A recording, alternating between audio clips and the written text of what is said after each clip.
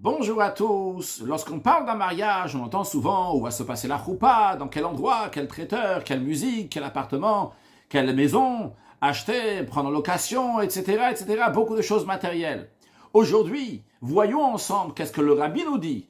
Quelles sont les préparations pour un mariage et quelle est l'approche qu'on doit avoir pour trouver son mazal, son âme sœur, son âme frère. Dans la paracha de Vayetze, dans le premier verset, on dit que Vayetze Yaakov de Beersheva vayelech Haran, que Yaakov est sorti de Beersheva et il est parti à Haran. Puis il a atteint l'endroit, il a dormi là-bas. Avant de dormir, il a mis des pierres tout autour de sa tête. Puis après, il a eu un rêve. Puis après, lorsqu'il s'est réveillé, il a fait un vœu à Kadosh Baruch Hu que cette pierre-là va être un Beth Elohim, une maison de Dieu si tout va bien se passer à l'avenir. Le fait que Yaakov est sorti de Beersheva et il est parti à Haran, c'est déjà dit à la fin de la paracha précédente, de la paracha de Toldot. Dans la Torah, tout a un sens.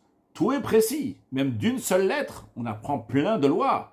À plus forte raison lorsque la Torah nous répète tout un sujet, en l'occurrence le fait que Yaakov est sorti de Beersheva, il est parti à Haran, c'est sûr et certain qu'il y a un enseignement pour nous dans tous les endroits où on se trouve, dans tous les moments, même pour notre génération, vu que la Torah, elle est éternelle. Alors voyons qu'est-ce que représente Beersheva, l'endroit duquel Yaakov est parti. Le nom de cette ville, Beersheva, il y a deux explications. La première explication que la Torah donne, c'est parce qu'il y a eu une shvoua, sheva du langage de shvoua, un serment, une alliance qui a été faite entre le roi Avimelech et le premier des patriarches Abraham. C'est pour ça que ça s'appelle Beersheva, shvoua, un serment. Une deuxième explication pourquoi cet endroit s'appelle Beersheva, la Torah nous dit, parce que Yitzhak, le deuxième des patriarches, a creusé là-bas un 7e puits, et c'était suite à la paix qui a été faite avec Avimelech. Donc ça s'appelle en tout cas Beersheva, dans le langage de Sheva, donc le 7e puits qui a été creusé avec tranquillité. Quelle que soit l'explication, les deux explications représentent une situation de tranquillité pour le peuple juif, pour Abraham, pour Yitzhak. Ça c'est Beersheva, Beersheva c'est la tranquillité, un endroit que tout va bien. Ça s'exprime le nom Beersheva. Le nom Haran par contre, cet endroit-là représente Haron Af Shel Olam, comme le sage le dit. C'est la colère de Dieu, c'est exactement le contraire d'un endroit de tranquillité. Alors, qu'est-ce que ça veut dire pour nous? Il y a certains qui se demandent, mais Dieu nous a donné la Torah et les mitzvot avec une main remplie, avec une main qui est large. Partout où on va aller, on a tout de suite une mitzvah, que ce soit un commandement positif ou un dérivé d'un commandement positif. Partout où on va aller, nous allons avoir un commandement négatif ou le dérivé d'un commandement négatif.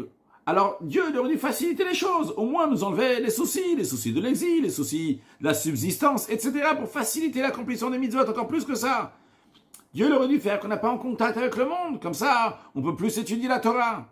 Eh bien, justement, pour répondre à cette question-là, la Torah nous dit, regarde Yaakov, le troisième des patriarches. On parle ici du peuple juif dans toute sa pureté lorsqu'on parle de Yaakov. Non pas comme le premier des patriarches, Abraham, qu'il a eu un bon garçon Yitzhak, mais il a eu aussi Ishmaël. Non pas comme le deuxième des patriarches Yitzhak, qui a eu un bon garçon Yaakov, mais aussi un deuxième enfant qui était Esav. Voyons Yaakov, que toute sa descendance est intègre dans le droit chemin. Et voyons comment lui, quelle a été son approche lorsqu'il a dû se marier. Qu'est-ce qui s'est passé? Lorsqu'il a dû se marier, construire son foyer, il a dû sortir de Beersheva. Il a dû sortir d'un endroit de tranquillité, des yeshivot, de l'endroit dans lequel il étudiait jusqu'à présent, dans la yeshiva de Shem, dans la yeshiva de Ever. Il a dû partir maintenant à Haran. La colère dans le monde. Avant que quelqu'un va fonder un foyer, il a la possibilité, et il doit, soit Yaakov ou chacun, il doit être à Beersheva, dans l'endroit dans lequel il y a un dévoilement divin, qui est concret là-bas, qu'on voit que la divinité, dans lequel c'est facile de faire des mitzvot, c'est difficile de faire des averot, des transgressions de Dieu. Mais quand il s'agit de fonder un foyer dans le peuple juif, eh bien, il faut sortir de Beersheva. Ce que Yaakov a fait, il doit aller à Haran, dans un endroit dans lequel il y a un voile sur la divinité. Déjà, le mot Olam, sans dire Haron Af Shel Olam, la colère du monde. Le Olam en lui-même, le monde en lui-même, comme son nom l'indique, vient du langage de Helem, qui veut dire un voile. À plus forte raison, lorsqu'il s'agit de Haron Af Shel Olam, la colère dans le monde, une colère potentielle qu'il peut y avoir ici.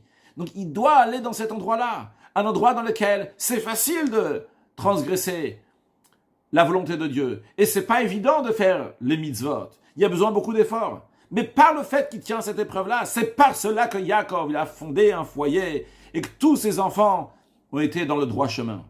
Et ça, c'est l'enseignement pour chaque juif. Uniquement par le fait qu'il passe par ces épreuves-là, il se renforce sur ces épreuves-là, eh bien, il fonde un foyer juif, une maison qui est claire et qui est chaleureuse. Comment on arrive à ça? Voyons ce que Yaakov, les étapes qu'il a fait. On a vu de manière générale ce qui s'est passé. Yaakov est sorti d'un endroit de tranquillité, des yeshivot, et il est parti dans un endroit dans lequel on a affaire avec des choses matérielles dans le monde. Et il surmonte les épreuves. Par cela, il fonde un très beau foyer. Mais quelle était son approche? Quelles étaient les préparations de Yaakov à cela? Eh bien, la Torah nous raconte. Lorsque Yaakov est parti à Haran, la première chose qu'il a fait, c'est Vayivga Bamakom. Littéralement, qui veut dire qu'il a rencontré l'endroit, il est arrivé à l'endroit. Mais nos sages expliquent qu'ici, il s'agit de la prière. L'expression de Vayivga, ça veut dire, c'est l'expression de prière. Il a prié. Ça, c'est la première chose qu'il a fait. Mais le rabbi nous dit, réfléchissons un peu. Il est en train de partir de Beersheba, il va à Haran maintenant. Pourquoi il va à Haran? Pour trouver son zivou, pour trouver son mazal, pour trouver son âme sœur. La première des choses qu'il aurait dû faire, c'est d'apprendre la langue, d'apprendre les coutumes, la mode, comment les gens ils s'habillent là-bas, comment ils parlent dans cet endroit, etc., etc. C'est ce qu'il aurait dû faire. Non, c'est pas ça que Yaakov il a fait. On dit Yaakov il a repoussé tout ça. La première chose, il a fait Avodat Tfila, le service de la prière. Il s'est mis dans la prière.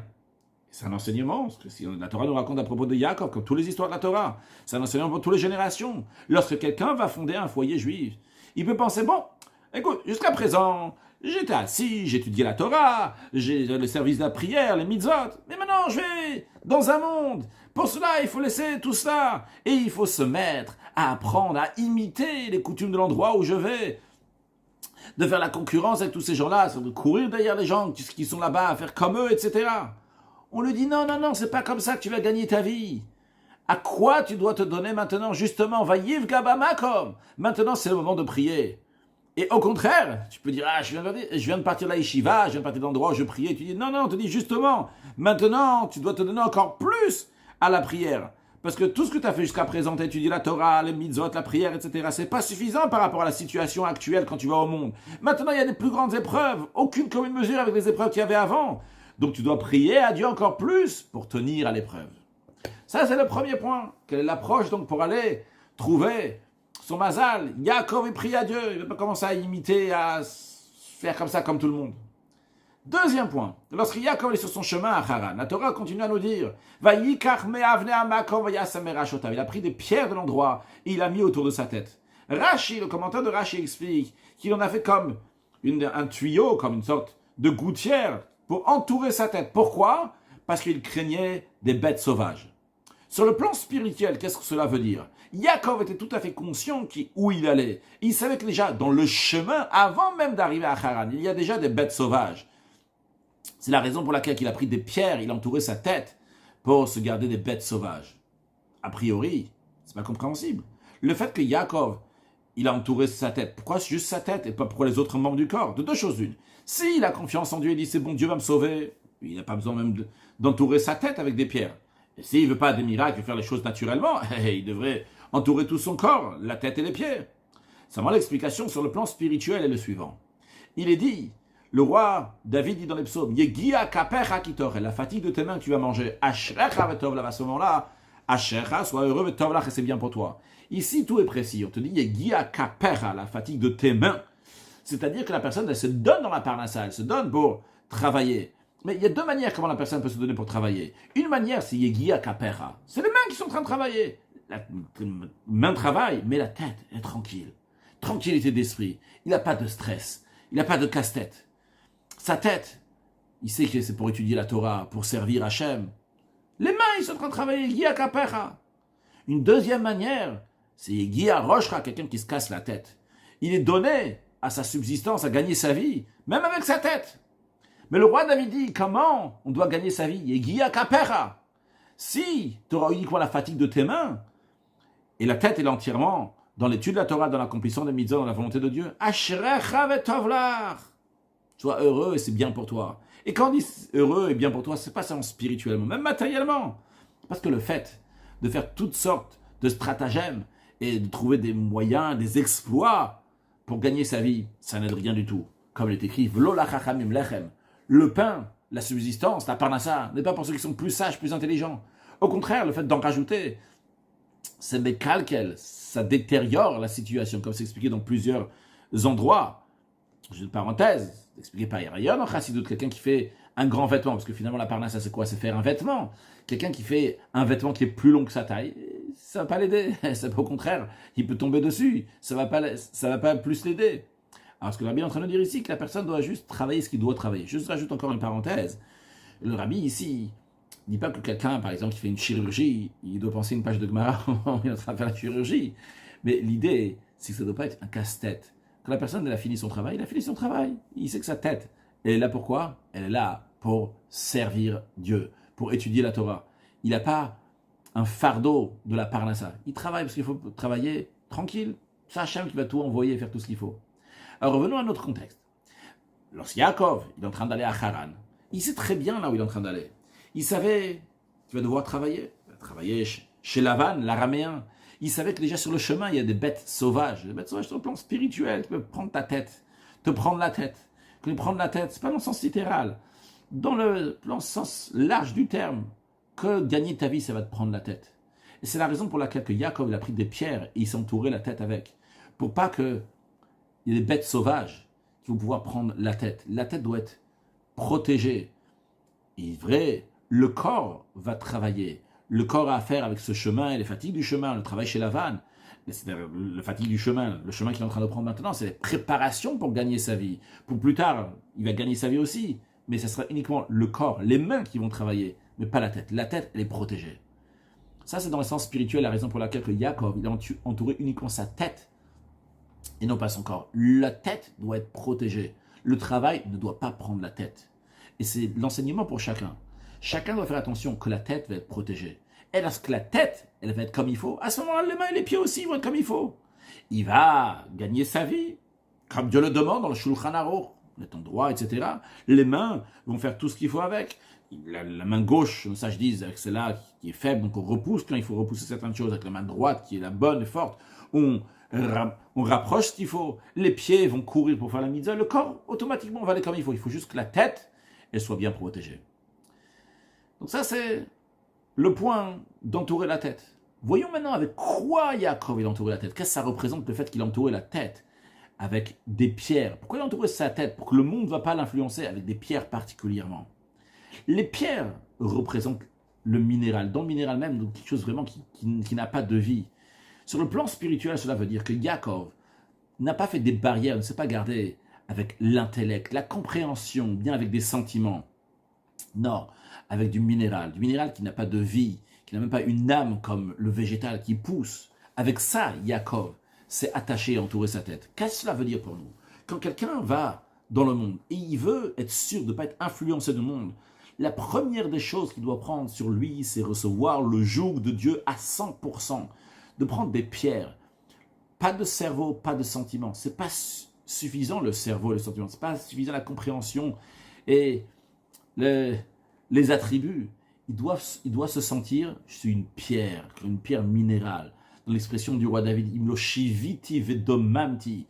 Je suis un domème, je suis minéral, de manière chavée, de manière égale. Il n'y a pas de changement. Quoi que ce soit, venafshike afala kolti, ou bien comme on dit dans la prière, que mon âme soit comme de la poussière. C'est quoi l'idée du minéral? Il ne peut pas bouger d'un endroit si on ne veut pas le prendre et l'amener ailleurs. De la même manière aussi, quand on va avoir affaire avec le monde, on doit ressentir comme un domaine, comme un minéral, être un serviteur simple d'Akadosh Baruch Hu, et c'est Dieu qui me dit, va là, va là-bas, etc. Et comme ça, et uniquement comme ça, on bouge, on va de tel endroit à un autre endroit. Et pour faire la mission de Dieu, eh bien, on va d'un endroit à un autre. Mais c'est uniquement parce qu'Akadosh Baruch Hu, Dieu m'a dit. Ça, c'est du domaine, c'est du minéral. Puis conclure, c'était quoi le salaire finalement? Yaakov lui-même a dit, si tout va bien se passer, que cette pierre que j'ai fait un monument va être une maison de Dieu. Qu'est-ce que ça veut dire? On ne parle pas ici d'argent, pas d'or. Ces pierres simples Encore plus que ça, il ne s'agit pas des pierres de ville, d'une maison donc qui est habitée, mais des pierres que Yaakov a trouvées comme ça en plein milieu du chemin. C'est eux qui sont devenus un bête Elohim, maison de Dieu. Mais comment il a réussi à cela? Par le fait qu'il s'entourait avec des pierres. Et il s'est attaché avec Dieu en faisant un vœu. Un vœu, c'est quoi? C'est que même si plus tard, ma volonté ne voudra pas, mes sentiments ne seront pas là, ma compréhension ne sera pas là, et j'ai pas envie de le faire, mais comme j'ai fait un vœu, ça m'oblige à le faire. Et par cela, on arrive donc au plus haut niveau. Et par cela, donc même les objets les plus simples deviennent un bête Elohim, une maison de Dieu. Et ça, c'est l'enseignement pour tout le monde.